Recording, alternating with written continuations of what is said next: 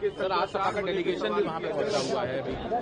देखिए शंकराचार्य जी और जितने भी हमारे साधु संत हैं ये हमारी शोभा हैं और जब इतने बड़े आयोजन हों स्वाभाविक रूप से लोग उनसे मिलने आते हैं, आशीर्वाद लेने आते हैं, उनके अनुयायी उनसे बहुत सारी जानकारी हासिल करते हैं।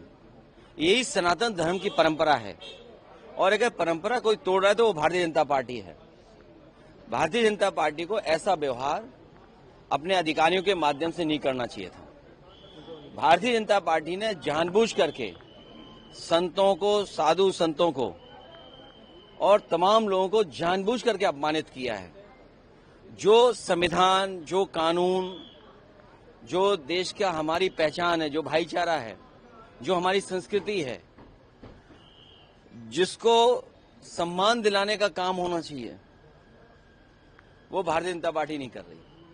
सर संभल के वो सीजेएम जिन्होंने थोड़े दिन पहले वहाँ के पुलिस के ऊपर फायर करने की बात की थी, कल उनका ट्रांसफर हो गया। मुझे उम्मीद है उसमें सुप्रीम कोर्ट, हाई कोर्ट अपने आप स्वयं संज्ञान लेगा।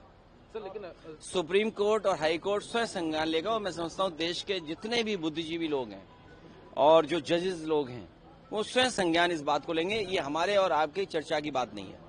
सर लेकिन शंकराचार्य जी का जो मामला था, अभी माता प्रसाद पांडे जी भी पहुंचे हुए, लेकिन अब उनको कभी नोटिस दिया जा रहा है, कभी शंकराचार्य टाइटल पे सवाल अब खड़े हो रहे हैं। देखिए तमाम ये उन्हें इनवाइट भी किया गया। देखिए ये बहुत सिंपल तरीका है बीजेपी का।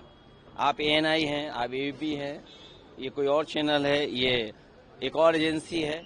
अगर आप भारतीय जनता पार्टी के हिसाब से काम नहीं करोगे तो आपको भी नोटिस मिलेगा, आपके पास ईडी आएगी, आपके पास सीबीआई आएगी। तो ये बहुत सिंपल फार्मूला है, ये कोई नई चीज नहीं है। और फिर किसको अधिकार है? अरे अधिकारियों को अधिकार है कि एक शंकराचार्य जी से पूछें। ये तो सनातन धर्म का सबसे बड़ा अपमान है। एक अधिकारी अगर पूछेगा शंकराचार्य जी के बारे में आपका सर्टिफिकेट परिचय क्या है, तो इससे बड़ा सनातन धर्म का, इससे बड़ा हमारे साधु संतों का, इससे बड़ा हमारी संस्कृति का, इससे बड़ा हमारे माघ मेला का, इससे बड़ा हमारे हिंदुस्तान का कोई अपमान नहीं हो सकता जो भारतीय जनता पार्टी अपने चापलूस अधिकारियों से करवा रहे हैं। क्या 27 की लिहाज से किसी और गठबंधन पर भी विचार चल रहा है? क्योंकि कल अभी पहले शंकराचार्य जी का सम्मान कराइए और माँ गंगा को साफ कराइए, माँ यमुना को साफ कराइए, माँ गोमती को साफ कराइए। पहले ये नदियां साफ होंगी तब जाकर के हमारी संस्कृति बचेगी। अगर आप सत्ता में आते हैं तो पूरे मामले की जांच करवाएंगे सर? नहीं, हम किसी की जांच नहीं करेंगे।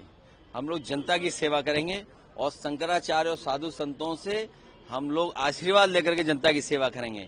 और कई साधु ऐसे हैं सरकार के हिसाब से चलते हैं।